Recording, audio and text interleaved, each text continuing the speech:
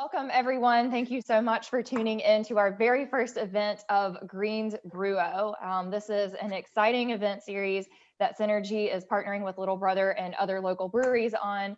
It's a celebration of beer and community, and we're excited to kick off this week with a panel discussion featuring folks from 3 of the breweries that we love here in our community. And we're just going to get to chat with them a little bit, get the inside scoop on what's happening in their home breweries, and just talk a little bit about beer in Greensboro and what it means to our community. So I'm Sarah McGuire. I'm the director of synerG Young Professionals. And today I have with me Brian Carter from Oden Brewing Company, Karmen Bulmer from Little Brother Brewing, and Seth Kevorkian from SouthEnd Brewing. So we're going to chat with them today. And I'd like for each of them to just start off by introducing themselves, telling us a little bit about who they are, where they've come from, and how they ended up in the beer industry. So Brian, we'll start with you. Cool. Hey, I'm Brian. I'm the head brewer at Oden. I guess going like reverse chronologically. Before here, I was working at Joymongers. Before that, I was the head pub brewer at Natty Greens. And before that, I was getting my doctorate in music at UNCG. So. Wow. Okay. I did not know that you were in the music field. So Yeah. Is that still happening, or breweries taking over full time? Well, yeah. I play the cello, and obviously there's not very much live music going on right now for that. But yeah, I've sort of managed to carve out being able to do both concurrently. Certainly, over the last 5 years, I've certainly scaled back what I'm doing with music, but it's still there. I still play in the NC Opera Orchestra in Raleigh and do a lot of like freelancing when that's going to be possible again. That's awesome. Yeah, for the moment, the main focus is, was opening a brewery last year and, doing that. Gotcha. So. Thank you. Yeah.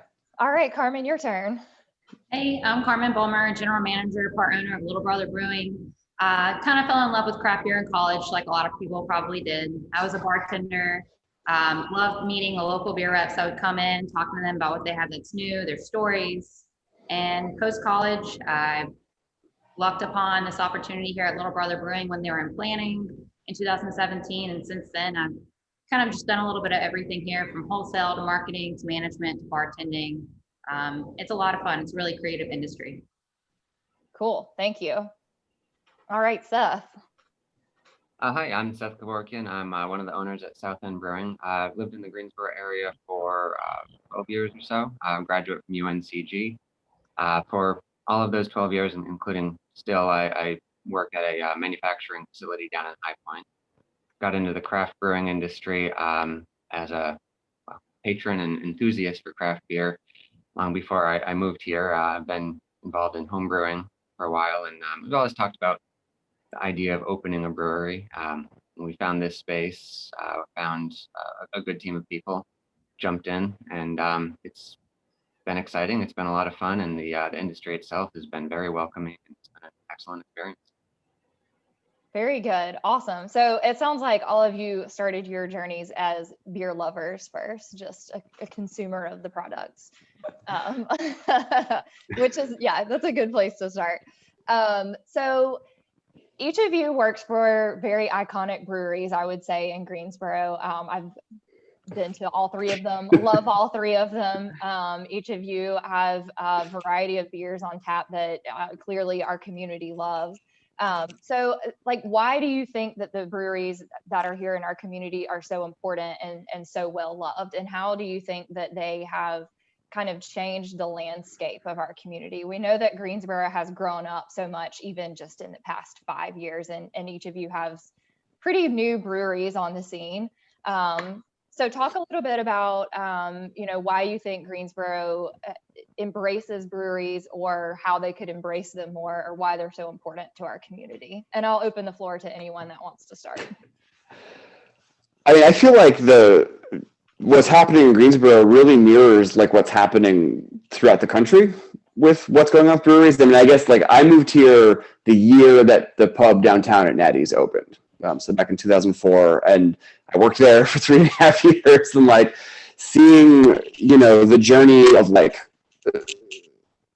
going, just watching places like Natty's and Foothills go from these little like very, very local, like hyper local establishments kind of grow into bigger regional brands and then contract back to hyper local, is really reflective of what's gone everywhere, right? Like, and I think the 3 breweries here that are represented, we're all representing that kind of hyper local thing. And I think that's more than anything what's happened is, you can't, at this point, I don't think it's working anymore to try to build a brand to become the next Sierra Nevada or the next New Belgium or like, some huge super distributed brand. What people want is the beer around the corner, it's very much, I think it mirrors what's going on with food, what's going on with restaurants, right? Like everybody's really gaining support from the places that are in their communities. So I think it's incumbent on all of us to make sure that we're all engaging with our local communities and figuring out how to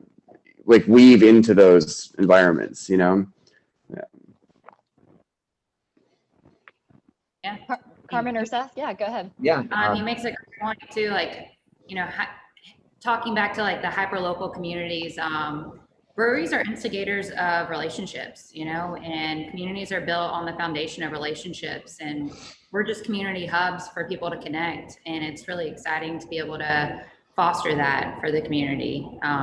So, we're also impacting the local economy. Here at Little Brother, we use everything as much local as we can. Local supplier for our merchandise, for the brewing supplies. We focus on local artists, musicians, local nonprofits. I think our biggest contribution is to the local economy as well.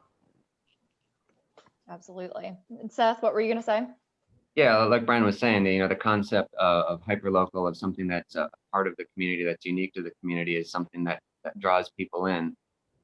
In as much as these breweries are our breweries, they're the community breweries. They're a place that you can go to get a product that you can't get anywhere else. People are more interested in trying something that they can't just go buy in the grocery store anywhere. I know, at least personally, if I'm heading to another city that has an active brewery scene, I'll go search out products that I can only get there. I can, if it's the same thing that I can just buy in a grocery store in my hometown, then sure, I've had that before. It's something that's unique to that community, to that location, that creates this kind of sense of ownership. This is brewery and the product that you can get in this community, and there's something special about that. I like this idea of the breweries kind of belonging to the community. And I feel like I get that sense when I walk into all 3 of the tap rooms at Oden, SouthEnd, and Little Brother. It really does feel like a sense of community. And you may not know the answer to this question, but when we're thinking about this trend nationally, Brian, like you mentioned, do you find that this is taking place in other communities the same way it has in Greensboro? I mean, do you find that breweries are kind of creating this sense of space? Is this a national trend that we're seeing, or is Greensboro just ahead of the curve? No, I absolutely think it's what's just going on everywhere. I mean, and it's not even like this isn't a new thing, right? I mean, if you go back and look at, where breweries were in Germany in the 1700s, like they were in the city centers across the street from the church. I mean, they've sort of, or if you look in England, the whole pub culture there, like it's always been about having some kind of gathering meeting space for the local community, and each community needed that space, and it just more often than not happened to be a place where you could also grab a beer. Do you think that breweries have always, like, kind of what Seth was saying, like they are representative of the areas? Do you think that breweries have always been representative of areas, or like, back in late centuries across from churches and stuff, they were just that community hub? Right. Well, I mean, the church thing was more that, well, most of the breweries stored their barrels in the church basements because churches had, before refrigeration, right? They needed somewhere cold to put their barrels. And so, the basement of the church was usually the ideal place to do that. But yeah, I mean, I think, particularly if you track like the history of like how breweries mirrored agricultural trends, 100%, like, before we had fancy shipping, you could get grain from wherever you wanted, right? If you didn't have a local farmer who was growing, barley for you, you weren't making beer. Yeah. So I think absolutely it's, you hear the word like terroir a lot in wine, but it totally applies to beer as well. And I think that's always been part of the the production process is, finding, if you can't get your local ingredients, well, you're not really doing the thing. That's pretty cool how it's grown so much and changed so much, but we're still sticking to our roots, Yeah, absolutely. Pretty cool to think about. Yeah. So y'all have all mentioned ways that you are investing in Greensboro. Karmen, you talked about hiring local musicians, using local printers for your apparel. All of you have chosen to simply invest and start your business here in Greensboro, which is a huge investment. So what can we as a city and a community do to invest more in you? How can we support you either as an individual brewery or just as the brewery culture in our community? And that can be from a business perspective, from an individual perspective, just tell us what we can do to be better supportive of y'all. Buy our beer. Bring friends. I don't know, I'm sure we're all getting the text like, hey, tell 3 of your friends to go vote, right? Bring 3 of your friends next time you go out to a brewery. I know, sometimes we'll get deliveries, and like yesterday, my FedEx guy was just like, oh, wow, when did you open? Like, a year ago. What are you talking about, So I think, and this is something that I think, since we're all kind of in the forest, right? We're all at our breweries and we feel like everyone should know about us. But, like my neighbor last week was just like, oh, you're a brewer? Like, I had no idea, So I just think since we are all small businesses, right? We don't have billboards. We don't have our names on a baseball stadium, right? So I think it's easy to fall into a sense of complacency that people know that there are all these breweries in Greensboro, but they don't. And so I think that the more word of mouth and the more community support we can get, if people are like, hey, I'm at SouthEnd, hey, I'm at Little Brother, and just being louder amongst, your friend circles that we're here. Yeah, there's definitely a craft brewery scene in Greensboro, and you'll see a lot of the same people at SouthEnd or at Oden or at Little Brother or wherever else. And it's a good-sized community, and there's always new people joining in. But if you go to a brewery and you have a good time, tag about it on social media, invite some friends, bring them back. Like Karmen was saying, all of us have live music with local artists. Come out to those shows, support the artists, show your enthusiasm. Post about that on social media. Just the farther we can get that message out, the better it'll be for all of us. Mm-hmm. Agreed. And I think that what you said is so true. It's kind of like, what you know. So you're living in your bubble, and I live in the craft brewery bubble. So I know about all of you and about all of the other breweries in our city. But I think it's just a good reminder that just because it's something that we're familiar with, it doesn't mean that, our next door neighbor is. Right. So yeah, social media is a very powerful tool. And, great advice. Anyone that's listening to our talk today, give these guys a shout out on your Instagram, on your Facebook. Are any of y'all on TikTok? No TikTok. Yeah. Okay. No barrels. Just checking, just covering all the bases. My kids are on TikTok. I don't know. I still don't get it. How old am I? Yeah, I don't. not even tried. We just need to get some influencers to come into your tap rooms and produce their Yes. TikToks. Yes. Let somebody else handle that. Yes. So one thing that I just want to commend all 3 of you on, and would love for you to just touch on briefly, is how I'm going to use the P word that everybody hates, pivoted during this pandemic.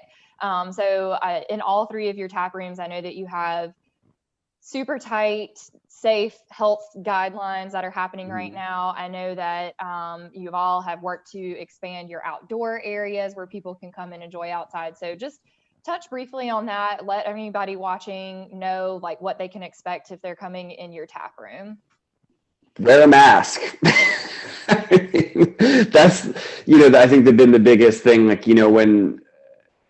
when we first were able to, reopen. And I think because of the way the legal stuff went, and we were all able to open before bars were able to open. And so we were all given this huge responsibility to do it right, And I think, we've got signs, there's chalkboards. I mean, our expectation is, if you're not sitting down at your seat drinking your beer, we expect you to put a mask on.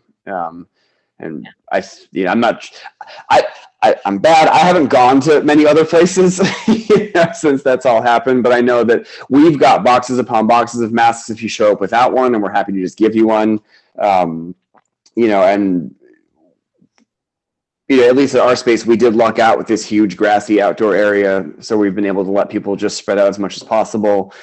But yeah, I mean, it's in everybody's interest to keep as many people healthy as possible, both from a profit standpoint and just a community health standpoint, right? Like, the more people that aren't getting sick, that's better for our community. Agreed. Same, I can echo the same thing he's saying. We require masks if you're not, if you're sitting down, you don't have to wear a mask, but if you're ordering or going to the restroom, you need to wear a mask. We maintain social distancing. We actually cut our capacity down to 25 to 30% instead of the required 50% because we're just being very strict on our social distancing here. Pivot wise, we've offered delivery service Tuesdays and Fridays. People can pre-order beer. They can pre-order it for pickup as well. So I'm running the deliveries. It's kind of fun. Who gets upset about having beer delivered to your doorstep? It's nice. And then also, like, one thing that's not been a struggle, but it's something that we've been focusing on more since this has all happened is people don't get to have the same experience as they normally would. They don't get to come in, belly up at the bar, talk to the bartender, learn the story of, what we're about. So getting that message across to guests is a little bit more challenging. So that's something, we try to focus on with social media right now, because that's a key part in going to breweries is learning the story. So it's, something we try to still get across to the consumer. Yeah, I mean, same, definitely wear a mask. Like probably everybody else, we have boxes available for people who don't bring one, but if you're going to come in, you have to have a mask up from your table. And this hasn't been a problem too much, but just as a reminder, if one of the staff reminds you to, hey, pull your mask up or keep your mask on, just, they're concerned about your safety. So be polite about it. We've also been lucky in that we've had a lot of outdoor seating and room to further expand that out and surrounding our outdoor patio. So that's worked out well for us. But as the weather changes, that'll become a little bit more difficult, but we're, investing in outdoor heaters and things. Same. People seated outdoors, where there's more airflow and lower chance of any virus spread. Mm-hmm. Yeah, and I think as far as, just sort of paying attention to the news, I think all three of us have managed to not have like clusters at our breweries, and so, I think that's the goal, right? It's just to keep doing what we're doing. And I think for us too, for pivoting, we had kind of a long-term plan for distributing our beer outside of just taproom sales, and that got accelerated real fast around March, April. So, I know we had no plans to do any like canning and grocery store distribution, and that all went out the window. And we've been working with, a local mobile canner and sort of just figuring out different ways to sell your beer, because obviously, I don't know about you guys, we had geared up big time for, the tournament coming into town in March. And I know like all of my tanks were full of beer, and it was like, oh, sorry, you're closed. So. That's a bit of interesting day. Yeah. Yeah, that was quite the abrupt stop. It was, especially for folks like y'all in the beer or food industry. I know, just cold stop. So right. Thank you to all of you for providing those safe places for people to get out, have an after work drink to dull the pain of this pandemic. It's appreciated that you all take such care of your customers and that care of our community. So thank you for being open and being safe. We appreciate that. So in that vein, let's talk about your breweries a little bit. What do Greensboro beer drinkers drink? Like, what is hands down your most popular beer in your tap room? Lately, it's been we brought in a hazy IPA back in July sometime, and that's just shot up to the top of the sales chart. It's our no filter, #no filter. The IPA that has been very popular. pretty close second is our Intrepid Goat IPA, and then the Wendover River Blonde Ale. All of them are, perennial favorites. So IPAs for SouthEnd. What about Oden? Well, yeah, so same, my hazy IPA, hints and allegations. I was just running some numbers the other day. It's been so far, we're just about coming to our first anniversary. It has taken up 15% of my brewing activity in that year. So there's that. And then, also our blonde ale. And the recent sort of thing I've noticed is, kind of tying in with the shutdown. When I realized I had more time, I started brewing more lagers. And it's been made very clear to me by our front of house staff that I need to always have a lager available, because those have also been doing really well. So I've been trying to, that's sort of fun for me, because I get to dig into some older, historical styles and just see, what no one else is making. So I'll make some of those. Nice. I love a lager. I'm gonna have to check that out next time I'm there. Karmen? On our end, our IPA Gustosa, it's one of the first IPAs we made. It's delicious. It's our best seller. Besides that, Gozas sell really well here. Specifically, the Monday Mound Goza. It's like blackberries, apricots, mango, and blueberries. So it's like a fruit smoothie, but definitely, not as thick as a smoothie, but it's super refreshing, fruit forward. So people love a good Goza. Goza is actually my favorite too. And I guess we haven't officially announced this during this chat yet, but synerG was very, very fortunate to be able to partner with Little Brother to brew our very own beer, which will be released later this week. And hint, it is a Goza. So we are very excited about that. We hope that all of you that are watching today will check that out at the end of the week. You can, of course, come into the tap room and drink it there, or they can can it for you so you can take it home, or Karmen can deliver it right to your doorstep in her delivery truck. So, well, it's good to know what Greensboro likes to drink. I've never really had a beer that I didn't like. So that's, I guess my opinion doesn't really count, but, so let's talk a little bit about what you guys have got coming up. I know, Brian, you just mentioned your 1-year anniversary. Are y'all planning anything exciting for that? I'm the wrong person to ask that. I just make the beer. I don't know, I guess this is more about my personality. I didn't do a special beer or anything. Our big thing is that since sort of tied into doing more distribution is that I had to take a few beers off tap, so we had room in our cooler to have all these cans. So we're actually building a new cooler in the next few weeks, so I can shift all of the distribution kegs and cans into that cooler.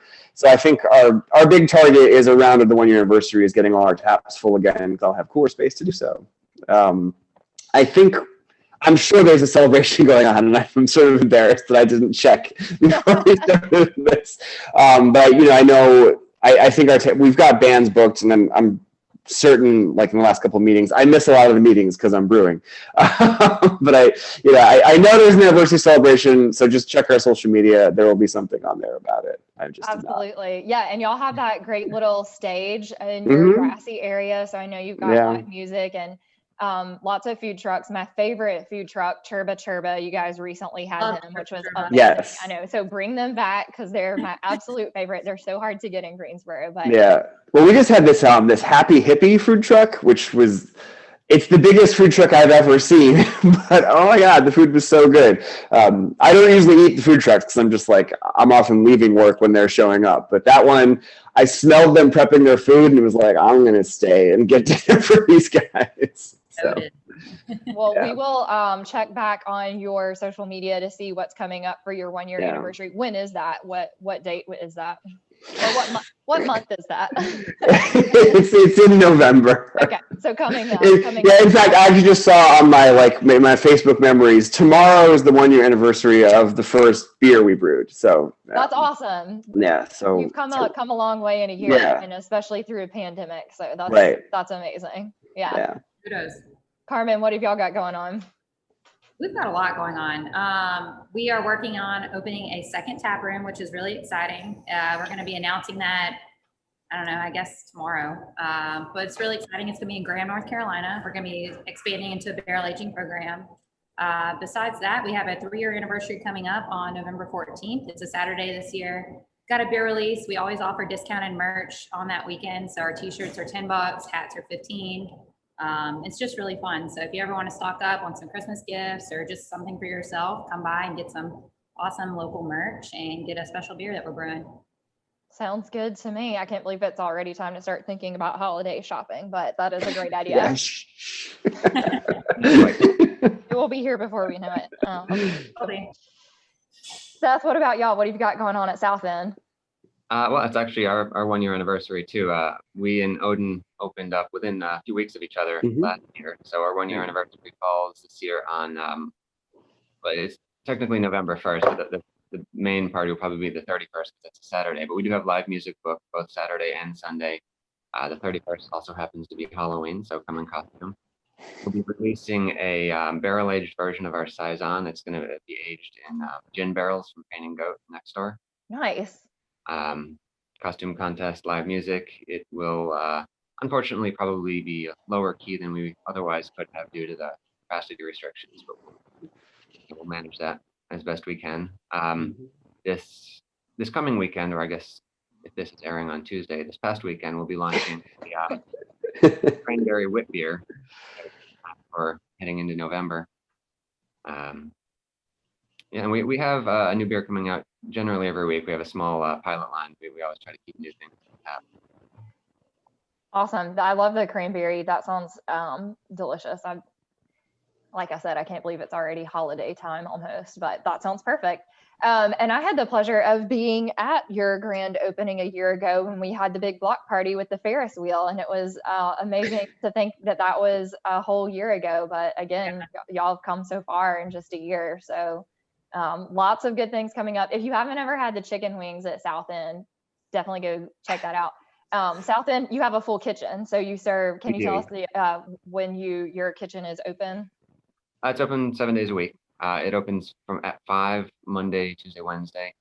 Thursday and Friday opens at 5 Monday through Thursday, and then opens at 2 on Friday, and then it opens at noon Saturday and Sunday. We do have brunch on Sundays, but the full menu is available all week. We do have weekly specials. This week I think it's fish tacos. Sounds delicious. Nice. Awesome. Well, you guys are staying busy. Lots of things coming up. Despite the pandemic, you're just pushing through, and I love it. So thank you for being a part of our community.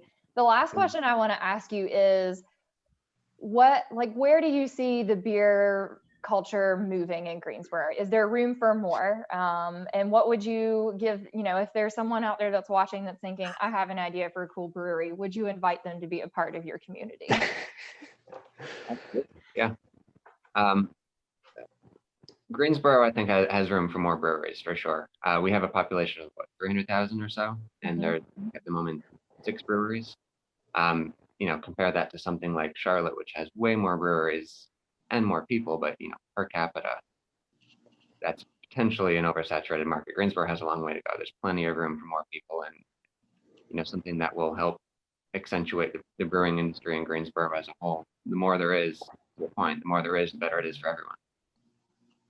Yeah, agreed. Just if anyone's planning on opening up a brewery, do your research. Try and fill in the gaps that aren't filled in the area. If somebody is not making old world beers, focus on making that instead, or just do better. I mean, that's what it's about. The competition is awesome. I love having new breweries in the area. I send people down the street all the time. I send them to Oden. So it's nice to share that piece, with everyone in the area. So we welcome more breweries, create a good team too, have delegation in the team, because it's, a lot for people to take on all at once. Yeah, I mean, I think it's funny. I mean, the timing of that question this week is an interesting one. I mean, if you look at this year, we've had 3 breweries go out of business this year, right? And that's our reality right now. And I agree with Seth. I don't think it's not an issue. It's not an issue of having room for breweries, right? But I know, I think what we've kind of seen happening in the last couple of years really mirrors what went on in the early 90s when the first craft beer boom happened. And I think there's this danger of people who are outside of the industry looking at this and saying, hey, this is a really easy way to make a lot of money. And it's, I think we can all agree opening a brewery is like the furthest thing from easy that maybe exists. There's, I can't tell you how many, projected opening dates we went through where it was like, oh, there it went. We're not even close, right? So it's definitely, it's a huge undertaking. And I think if people are thinking about, getting into this business is, if you're not someone with experience in this industry, find people who are and put them on your team immediately. It's definitely not something you want to walk into blind and just think like, yeah, we got this building, we'll just put a brewery in there, make money. It's like it's the underpants gnomes from South Park, right? So I think, so there's definitely space for more people. And I just think, absolutely plan it, have a good team, make sure you've got people who know what they're doing, and be prepared to not open when you think you're going to open. Well, that's great to hear. As a Greensboro beer drinker, I would welcome more breweries as well. Not that I don't love all three of you already and the other breweries that are here in Greensboro, but it's refreshing to hear that this industry and that has such a welcoming culture to it. So I'm glad that we have that as a part of our Greensboro community. I'm so thankful to each of you and your businesses for being a part of our community and for providing us with tasty beer to drink. So as we conclude our discussion today, I'll just say thank you to all of you on our call today. Thank you for everyone that's tuning in. Visit their social media, order beer to go enjoy their tap rooms while they're open, all safe and socially distanced. So it's a great place for you to just unwind and enjoy this beautiful weather that we're having for now. Right? Yeah, fingers crossed that it lasts, but it's good to hear that y'all are installing heaters too, so we can continue the fun into the winter. But yeah. Thanks again for being here. I just want to give you a preview of the schedule for the rest of the week. Tomorrow, Wednesday at 7 p.m., we'll be having another discussion, but the conversation will be around home brewing. So we'll have some local home brewers talking about how to get started. And it sounds like a lot of the folks on our call today got started with home brewing and made their way into the beer industry. So if you're curious about how to get going on that, join us tomorrow at 7. Thursday at 7, we're going to have beer, pop culture, and Halloween themed trivia. And we've got some great prizes to give away, including gift cards to all three of these breweries. It's free to play. So register online through our Eventbrite. And then on Friday, the 30th, we are so excited to release our beer with Little Brother. So stay tuned for all of that. And we'll see you guys next time. Thank you so much. Thank you very much. All right. Thanks. Bye. Bye.